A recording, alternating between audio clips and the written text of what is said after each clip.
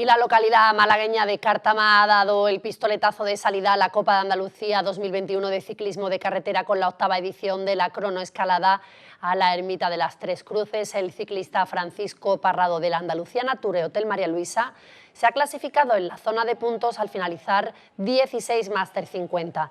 De esta forma, los ciclistas del equipo algecireño han vuelto a competir tras el obligado parón por la pandemia. La semana que viene turno a las categorías inferiores con el inicio del Campeonato de Andalucía de Rendimiento Base en Churriana de la Vega.